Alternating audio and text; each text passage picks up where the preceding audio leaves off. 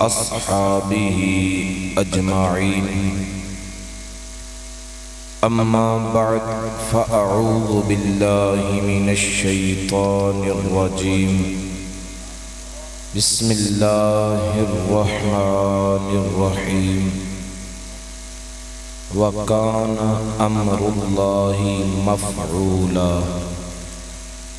صدق الله العلي العظيم وصدق رسوله النبي الكريم الأمين نحن على ذلك من الشاهدين والشاكرين والحمد لله رب العالمين.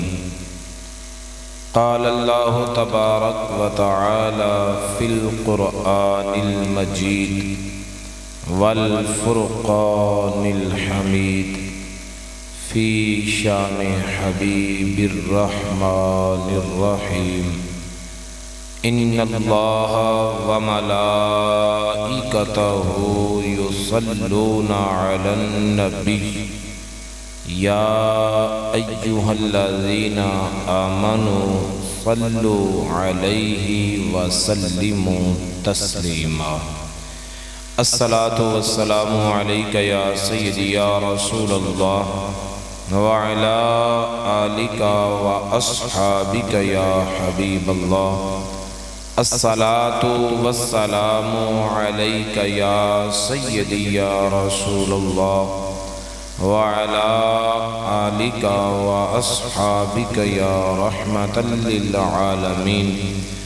اللهم صل وسلم وبارك على سيدنا ومولانا محمد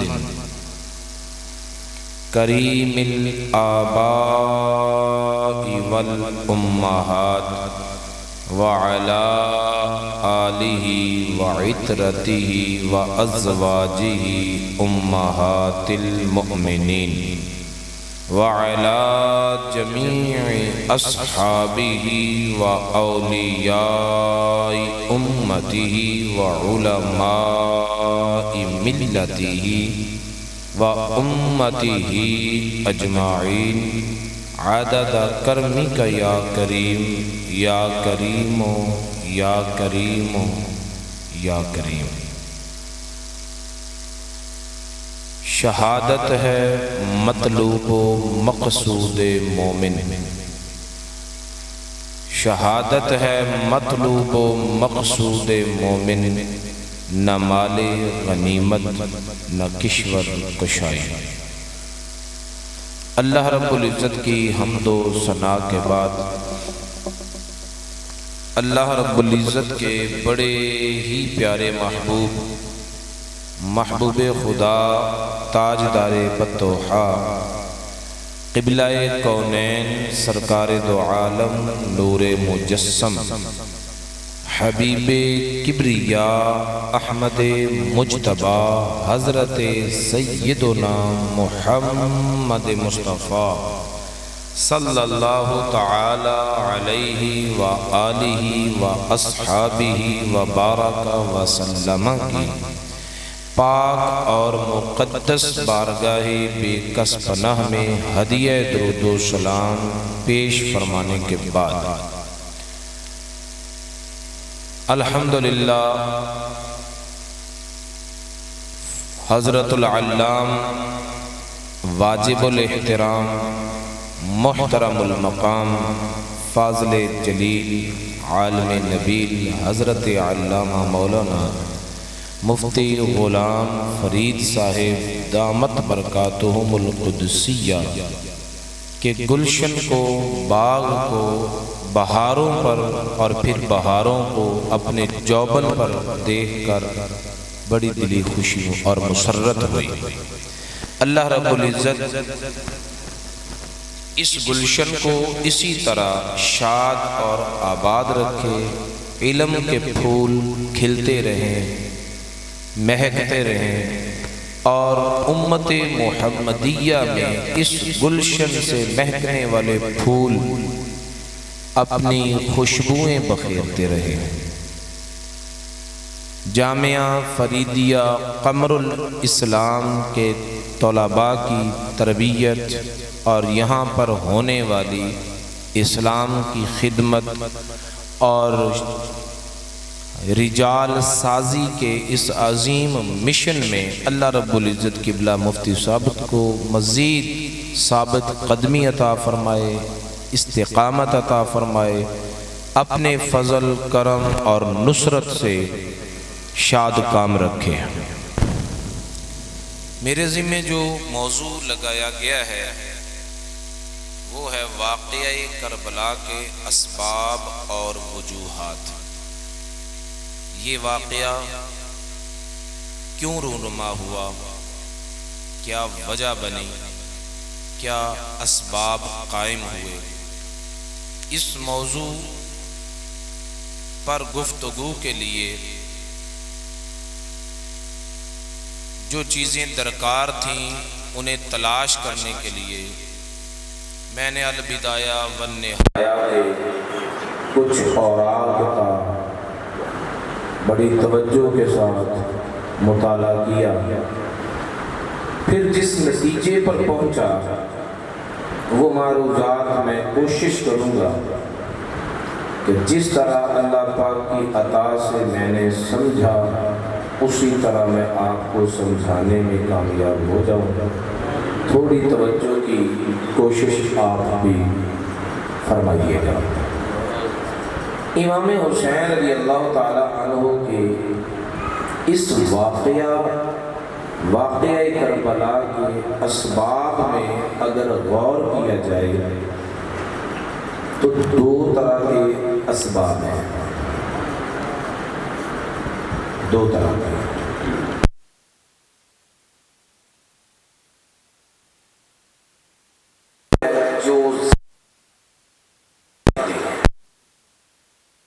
توجہ ہے تو ذرا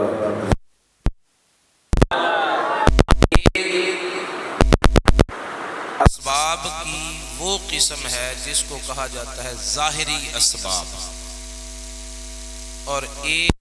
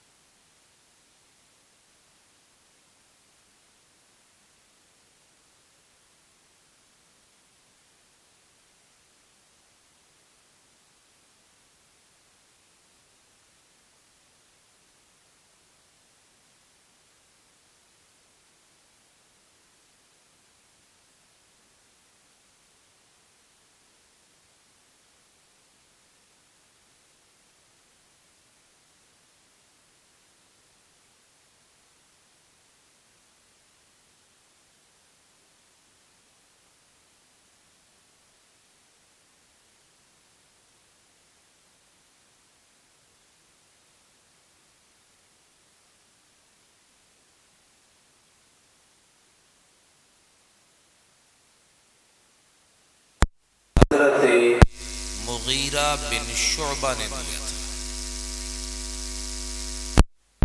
انہوں نے مشورہ اس لیے دیا تھا کہ اب اس امت میں حالات اس طرح کے بن گئے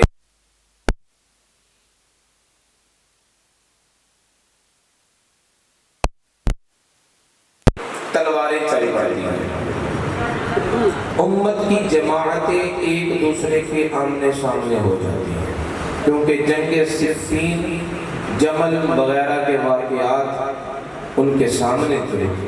تو تم اپنی زندگی میں ایسا کام کر جاؤ کہ تمہارے بعد اس امت کی تلوار ایک دوسرے کے خلاف نہ چلے، اگر چلے تو سرحدوں پر عالمی کفر کے خلاف چلے، آپس میں نہ چلے۔ اس سوچ کے پیش نظر انہوں نے مشورہ دیا کہ تم اپنا جانشین خود مقرر کر جاؤ۔ حضرت امیر معاویہ رضی اللہ تعالیٰ عنہ نے اولاً ان کی اس تجویز کو رد کیا کہ جو کام ابو بکر صدیق نے نہیں کیا، عمر فاروق نے نہیں کیا، عثمان غنی نے نہیں کیا، مولا علی نے نہیں کیا، میں بھی نہیں کروں گا۔ حضرت امام حسن رضی اللہ تعالی عنہ کی حیات طیبہ تک اس تجویز پر مطلقاً کان نہیں دھرے، لیکن جب حضرت امام حسن رضی اللہ تعالی عنہ کی شہادت واقع ہو گئی، اس کے بعد حضرت امیر معاویہ رضی اللہ تعالیٰ عنہ کی طبیعت اس طرف آنے لگی، اور انہوں نے اولاً سن 44 ہجری میں اپنے بیٹے یزید کی بیعت طلب کی، جس کو بہت سارے صحابہ نے برا سمجھا، اور حضرت امیر معاویہ رضی اللہ تعالیٰ عنہ نے پھر دوبارہ بیعت یزید کا نام نہیں لیا۔ 54 ہجری میں انہوں نے دوبارہ بیعت لینا شروع کی۔ تب سب سے پہلے جن لوگوں نے حضرت امیر معاویہ رضی اللہ تعالیٰ عنہ کے پاس جا کر بیعت یزید کے لیے ہاتھ بڑھایا، وہ کوفہ والے ہی تھے، اور انہوں نے یہ بھی کہا کہ تمہارا فیصلہ بہت اچھا ہے، جس کو تم نے اپنا ولی عہد بنانے کے لیے منتخب کیا ہے وہ بڑا ہونہار ہے، بڑا فاضل ہے، بڑا سیاسی امور میں ماہر ہے، یزید کی تعریف میں زمین و آسمان کے قلابے ملانے والے سب سے پہلے بھی کوفہ کے لوگ تھے۔ اور پھر حضرت امام حسین رضی اللہ تعالی عنہ کی طرف 40,000 خط لکھنے والے بھی یہی لوگ تھے۔ حضرت امیر معاویہ رضی اللہ تعالی عنہ کو یزید کے کردار سے واقفیت زیادہ نہ ہو سکی، کیونکہ وقت گزرتا تھا امت مسلمہ کے امور کی نگرانی میں، اور یزید کی جو غلطیاں ہوتی تھیں، جب وہ کوئی خباثت اس کی ظاہر ہوتی تھی تو درباری لوگ جو چاپلوس تھے اور بے جا خوشامدیں کرنے والے تھے، وہ اس کی ان خباثتوں کو بھی کوئی نیا رنگ دے کر پیش کر دیتے، اور گھر کے اصل معاملات کی طرف توجہ نہ ہونے دیتے۔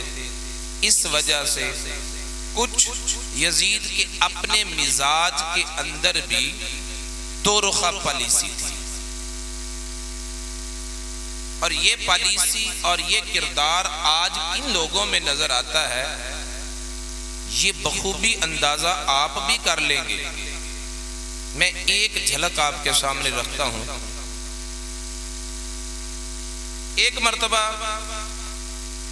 کسی کام پر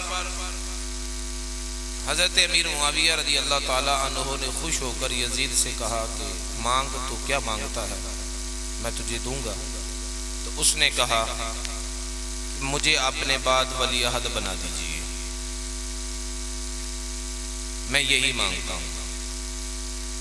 تب حضرت امیر معاویہ رضی اللہ تعالیٰ عنہ نے فرمایا کہ اگر میں تجھے اپنا ولی عہد بنا دوں تو حکومت کے نظام کو کس طرح چلائے گا؟ تو وہ کہنے لگا میں ایسے حکومت کروں گا جیسے عمر بن خطاب نے کی تھی۔ حضرت امیر معاویہ رضی اللہ تعالیٰ عنہ کہنے لگے کہ میں نے زندگی بھر کوشش کی ہے کہ میں ایسا خلیفہ بن جاؤں جیسے عثمان غنی تھے، بن نہیں سکا۔ توجہ ہے تو ذرا بولنا بنتا ہے۔ زندگی بھر میں نے کوشش کی ہے کہ میں عثمان غنی جیسی خلافت کر لوں، لیکن میں کر نہیں سکا، تو عمر بن خطاب جیسی خلافت کیسے کر لیا؟ یعنی بات اپنی اوقات سے بڑی کرنا، اور اس بات کے پیچھے صداقت کچھ بھی نہ ہونا، اس امت میں بنیاد رکھنے والا یزید ہے۔ ان پالیسیوں کی بنیاد رکھنے والا بیان دے دے کر دوسروں کی ہمدردیاں لینے کے جو اصول اور ضابطے ہیں وہ امام حسین نے ٹھکرائے ہیں، یزید نے اپنائے ہیں۔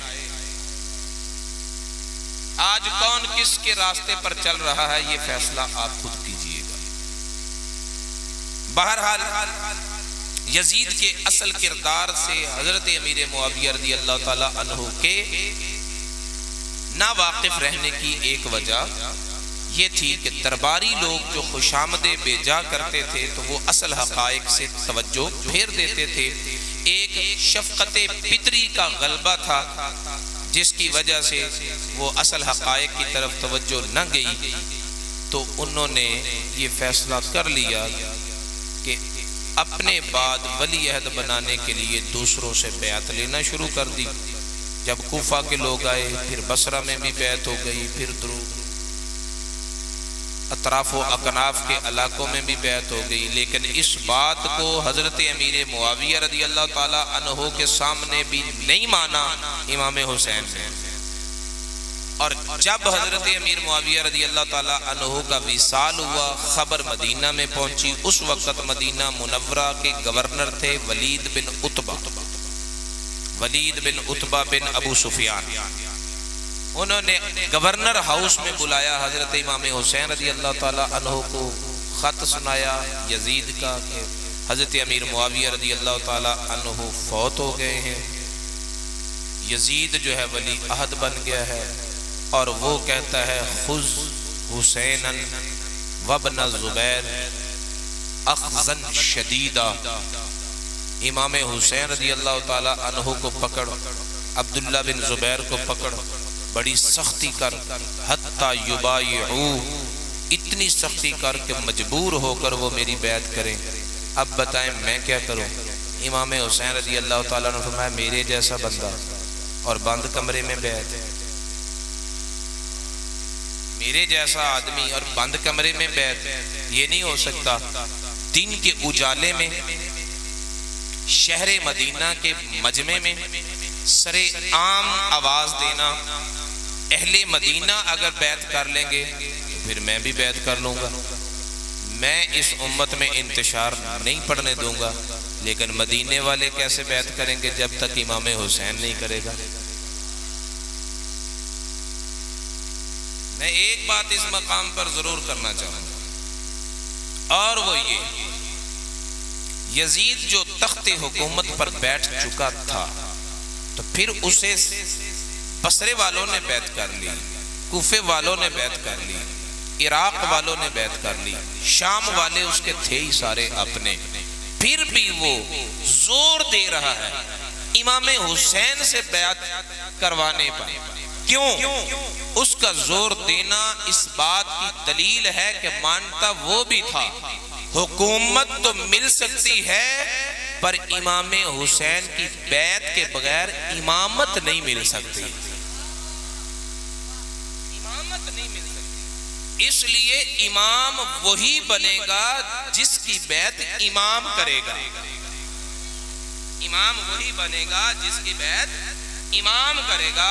اور امام حسین رضی اللہ تعالیٰ نے فرمایا کہ ہاں میں امام الانبیاء کا نواسا امامتیں عطا کرتا ہوں, پر اسی کو کرتا ہوں جو اس کا اہل ہوتا ہے. ہم امانت غیر اہل کو, نا اہل کو سونپتے ہی نہیں ہیں. کل بھی یزید کو امام حسین نے نا اہل قرار دیا, اور پھر آنے والے وقت میں دنیا نے دیکھ لیا کہ جس کو امام حسین رضی اللہ تعالیٰ نے نا اہل کہا تھا وہ نا اہل ہی ثابت ہوا, وہ نا اہل ہی ثابت ہوا. تو ایک وجہ بنیادی یہ تھی کہ حضرت امام حسین رضی اللہ تعالیٰ عنہ نے یزید کی بیعت سے انکار کیا. دوسری وجہ اور دوسرا سبب شہادت کا یہ تھا کہ یزید کے دماغ میں اقتدار کا نشہ اتنا غالب تھا کہ نہ اسے مکے کی حرمتیں نظر آتی تھیں, نہ مدینے کی عزتیں نظر آتی تھیں, نہ اللہ اور اللہ کے رسول کی نسبتیں نظر آتی تھیں, نہ رسول اللہ صلی اللہ علیہ وسلم کے خانوادے کی عزتیں اور وقار نظر آتا تھا. اسے کچھ نظر نہیں آتا تھا, اندھا تھا. اور اس کے اس نبینہ پن کو سب سے زیادہ جج کرنے والا امام حسین, سب سے زیادہ اس کو جج کرنے والا امام حسین رضی اللہ تعالی عنہ تھے. آپ نے بیعت کی نہیں اور اس نے کہا کہ ساری دنیا کرے، جب تک امام حسین بیعت نہیں کرے گا ساری دنیا کا ووٹ ایک طرف، اکیلے حسین کا ووٹ ایک طرف.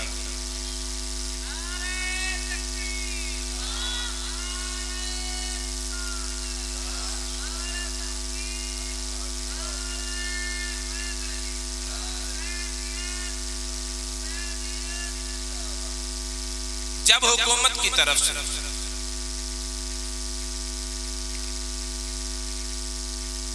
زور زیادہ دیا گیا، امام حسین رضی اللہ تعالی عنہ نے شہر مدینہ کو چھوڑ دیا اور مدینہ منورہ سے مکہ معظمہ کی طرف ہجرت فرمائی. رجب کی 22 تاریخ کو حضرت امیر معاویہ رضی اللہ تعالیٰ عنہ کا وصال ہوتا ہے اور 27ویں رات کو، جس رات نانا معراج کو گیا تھا، اس رات امام حسین مدینہ سے مکہ کی طرف آتے ہیں. مکہ معظمہ کے اس وقت گورنر تھے عمر بن سعید. رجب کے باقی دن شعبان، رمضان، شوال، ذیقعد اور ذی الحج کے 7 دن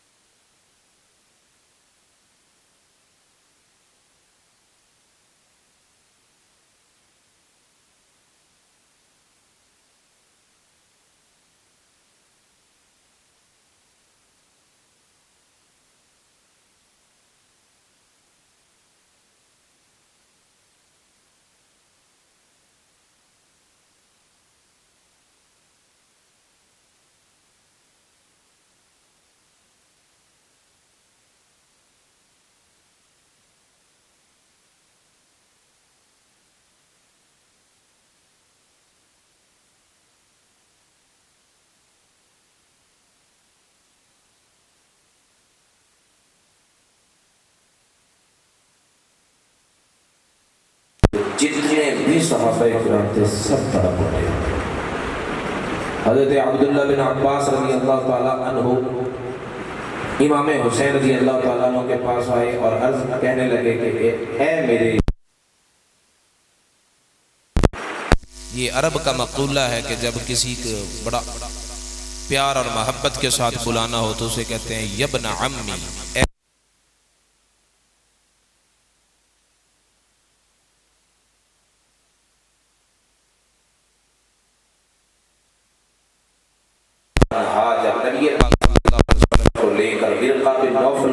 گئی تھی تو اسے یہی کہا تھا کہ ذرا اپنے چچے کے بیٹے کی بات سن. یہ مقولہ، یہ لفظ جو ہے وہ عرب میں قربتوں کو ظاہر کرنے کے لیے بولا جاتا. اے میرے چچا کے بیٹے. لوگ کہہ رہے ہیں کہ امام حسین مکہ چھوڑ کر عراق کو جا رہا ہے، کوفہ کو جا رہا ہے. میں کیا سن رہا ہوں؟ حضرت امام حسین رضی اللہ تعالیٰ عنہ نے فرمایا کہ میں 1-2 دنوں میں بس سفر کرنے والا ہوں. حضرت جابر بن عبداللہ، حضرت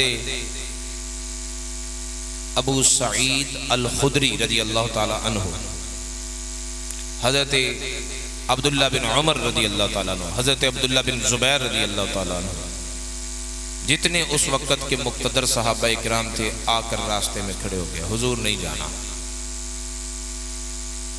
جب بار بار ان کی طرف سے تقاضے ہوئے کہ آپ نے نہیں جانا تو فیصلہ یہ ہوا کہ میں اپنے چچا کے بیٹے، اپنے بھائی مسلم بن عقیل کو بھیجتا ہوں. کوفہ والوں کے خط قابل اعتماد نہیں، وہ میرا بھائی جا کر جو حالات دیکھ کر بتائے گا تو پھر اس پر فیصلہ کر لیا جائے گا. حضرت مسلم بن عقیل نے بھی وہاں جا کر جو حالات دیکھے ابتدائی کوفہ والوں کے، تو 40,000 لوگ بیعت کر چکے تھے. بلکہ ایک خط میں تو یہ بھی تھا کہ حضرت امام مسلم بن عقیل نے یہ خط میں لکھا کہ اے بھائی حسین، کوفہ والوں کی 1,00,000 تلواریں آپ کے ساتھ ہیں۔ یہ تو 40,000 سے بھی بات آگے نکل گئی، 1,00,000 لوگ بیعت کر چکے۔ اور وہ پیغام جب امام حسین رضی اللہ تعالیٰ عنہ کو پہنچا تو وہ بھی ایک سبب تھا بڑا اہم امام حسین رضی اللہ تعالیٰ عنہ کی کوچ کرنے کا۔ تو اس سبب سے بھی آپ نے سفر کا عزم کیا۔ واقعہ کربلا کے اسباب میں اہل کوفہ کی 2 رخیاں اور ان کی بے وفائیاں، اول مرحلہ میں قول اور بعد میں حالات اور، یہ بھی ایک سبب تھے۔ اور پھر جو یزید کے حلقہ نشین لوگ تھے، یزید کے مقرر کیے ہوئے لوگ تھے، گورنر بنائے ہوئے لوگ تھے، ان کا مزاج تھا یزید کو خوش کرنے کے لیے ہر جائز و ناجائز کام کر گزرنا۔ یعنی ان کے دلوں میں، ان کے دماغوں میں خدا کو راضی کرنے کا جذبہ کم تھا، یزید کو راضی کرنے کا جذبہ زیادہ تھا۔ یہ بھی ایک سبب تھا حضرت امام حسین رضی اللہ تعالیٰ عنہ کی شہادت کا۔ اور اس کی وجہ یہ ہے کہ جب حضرت امام حسین رضی اللہ تعالیٰ عنہ کربلا میں آمنا سامنا ہوتا ہے تو عمر بن سعد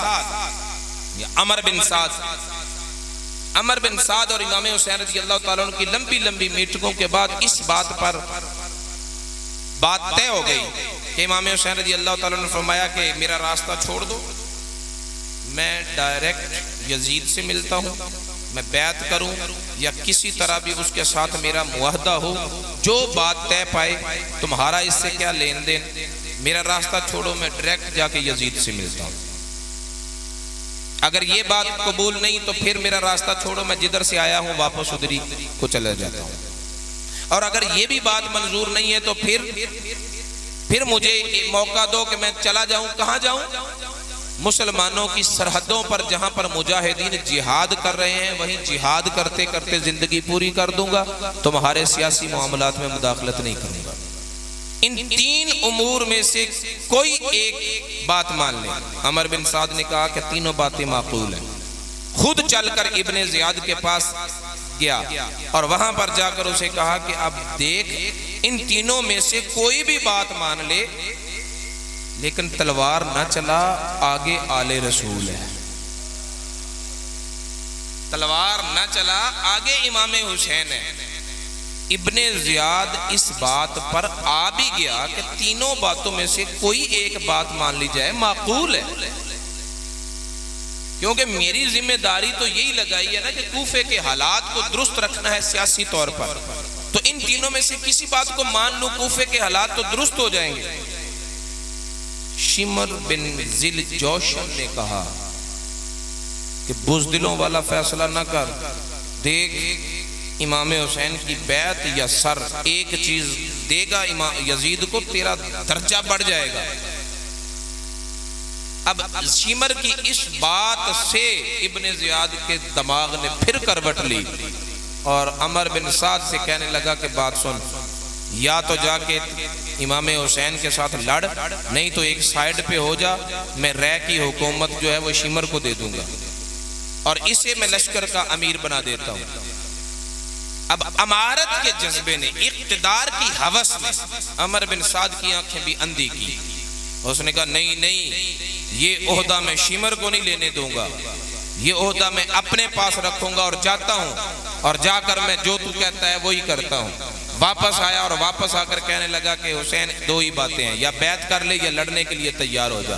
اسی بات پر تو حضرت حر تڑپے اور کہنے لگا عمر بن سعد، تجھے امام حسین کی 3 باتوں میں سے ایک بھی گوارا نہیں؟ وہ کہنے لگا نہیں، ابن زیاد نہیں مانتا۔ یہ حضرت حر نے گھوڑے کو ایڑی لگائی اور کہا کہ اگر تو امام حسین کی نہیں مانتا تو پھر حر آج کے بعد تیری نہیں مانتا۔